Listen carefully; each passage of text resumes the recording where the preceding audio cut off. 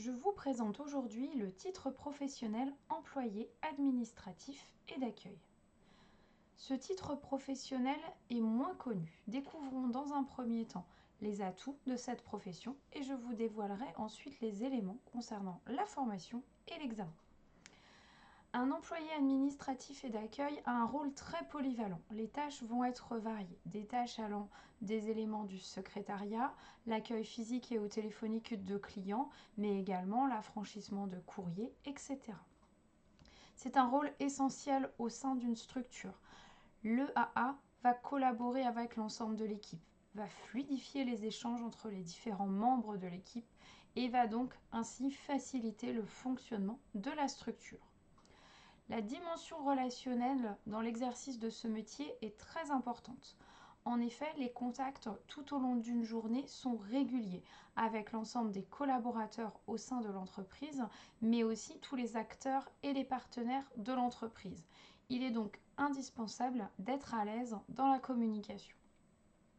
Le AA va être amené à utiliser de multiples outils.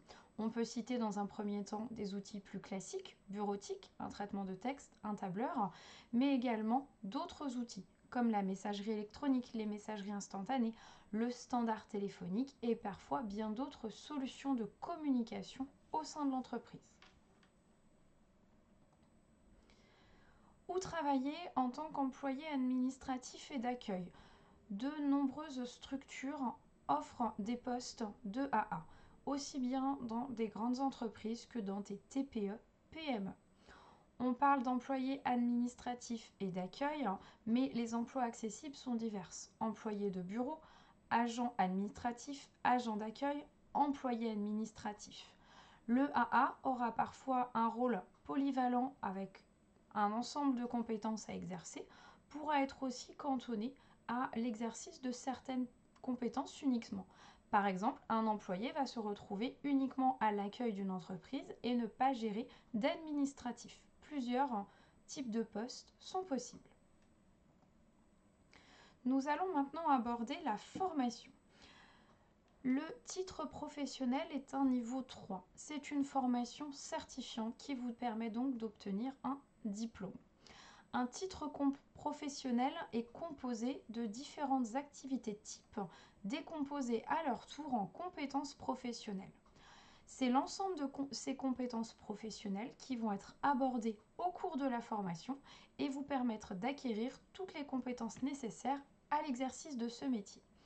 On retrouve au niveau de la compétence 1 tout l'aspect utilisation d'un logiciel de traitement de texte, la compétence 2 utilisation d'un tableur, la compétence 3 l'utilisation d'outils collaboratifs nécessaires au sein de la structure.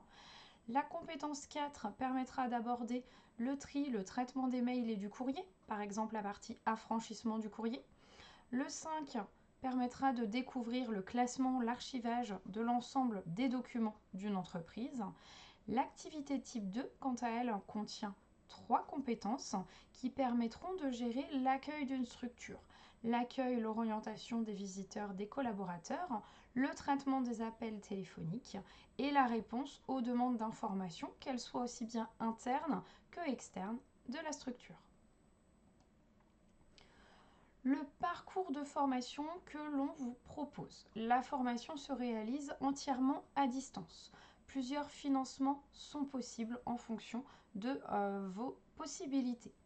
Le rythme de travail va être individuel et sera suivi par une formatrice référente qui pourra vous accompagner, vous promulguer des conseils tout au long de la formation en fonction de votre rythme, en fonction de votre profil.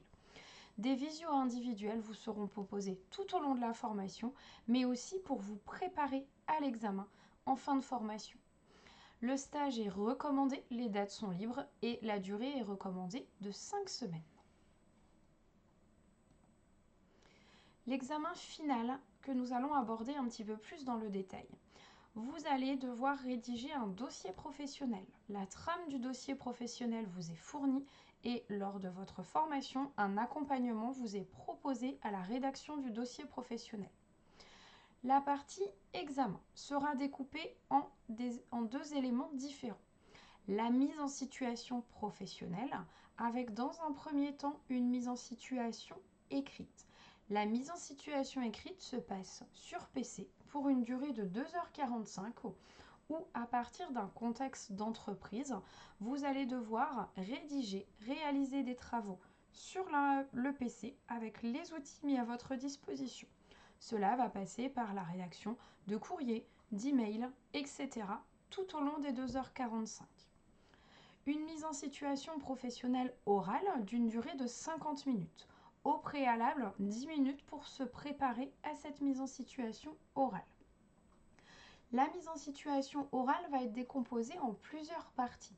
L'accueil d'un visiteur et d'un collaborateur, le traitement de 2 appels téléphoniques, la rédaction d'écrits à partir des appels téléphoniques passés et également une visualisation du classement numérique des dossiers.